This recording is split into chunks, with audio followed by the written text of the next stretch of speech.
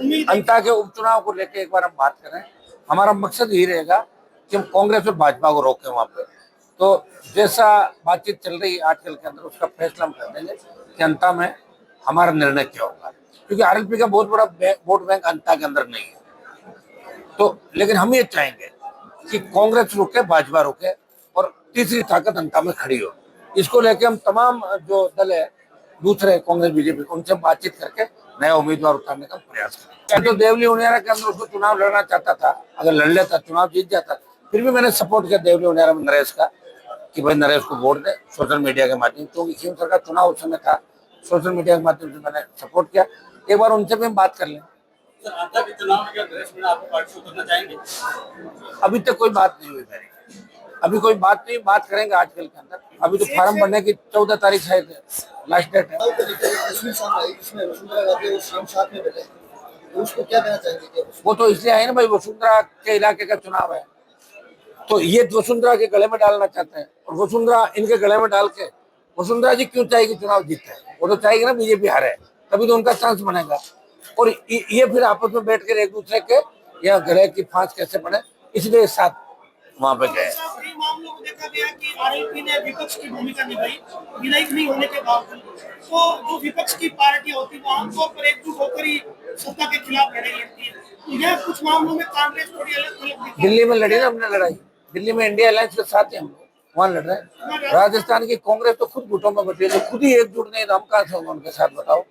अभी कुचामन के अंदर तो कांग्रेसी नेता बैठे थे ना, मैं जब गया था धरने पे था ना बैठा। सर अभी रतनगढ़ में देखा गया कि वसुंधरा राजे का स्वागत हुआ, उन्होंने कहा कि भाई सीएम कैसा होगा, उन्होंने कहा कैसा नहीं कैसी हो। सीएम बनने की चाहत भी है, उपचुनाव भी है और कई चीजें, किस प्रकार से देखते हैं सर इन सब चीजों? वसुंधरा जी तो सीएम रही है, तो सब मन में तो आते हैं। अभी सीएम का बंगला का खाली किया उसने, कहा जैसे लोग इलीगल रह रहे हैं उस बंगले के अंदर। अशोक गहलोत, वसुंधरा, सचिन पायलट, गोविंद डोटासरा, एक कांग्रेस के जो वार रूम है, और ये 5-7 बंगले इन लोगों को दिए ऑब्लाइज करने के लिए, ताकि इससे साफ संकेत है कि भाजपा कांग्रेस मिले हुए हैं। जब एमएलए फ्लैट बना दिए, एमएलए फ्लैट में आओ ना आप, एमएलए तो आप अपने आप को सीएम फीलिंग कैसे कर सकती हो? जब सीएम हो ही नहीं, सीएम कैसे होगी? ये तो सामंती सोच होगी। एमएलए हो तो एमएलए के बंगले में रहो, एमएलए फ्लैट बनाए इसलिए उसके अंदर रहने चाहिए। वहां तो सरकार ने एमएलए फ्लैट अलॉट कर दिए, कभी कोई डिप्टी सेक्रेटरी को, कोई आरएस को, कोई भजनलाल जी के ओएसडी को 15 बंगले वहां इस तरीके दे रखे। बताइए, ये हालात है राजस्थान के। एक सर आपके जो घर में ऑफिस भी चलता है जैसा कि आपके, तो फिर भी वहाँ पर बिजली का कनेक्शन आप तकरीब 3 महीने हो गए।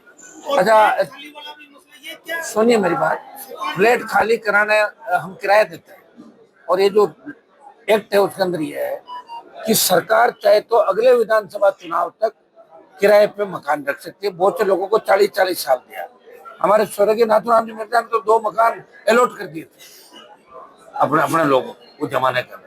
उनके नाम मैं आज नहीं लूंगा, अगली जब बात करेंगे तब लेंगे। 2 मकान दिए उन्होंने, और आपको करीब करीब पता भी होगा 2 मकान उस समय पावर थी पीडब्ल्यूडी मिनिस्टर की कि वो मकान प्राइवेट व्यक्ति को भी दे सकता है। सरकार 2 दिए उन्होंने रिश्ता निभाया और 2 मकान दिए।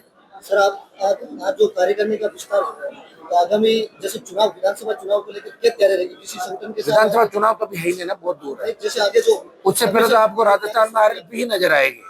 आरएलपी की सुनामी चलेगी राजस्थान के अंदर। इस बार राजस्थान का प्रत्येक समाज यूथ ये चाहता है कि हम नया राजस्थान चाहते हैं, और अलग अलग समाजों के चेहरे आपको जब कार्यकारिणी की घोषणा होगी उसमें आपको नजर आएंगे।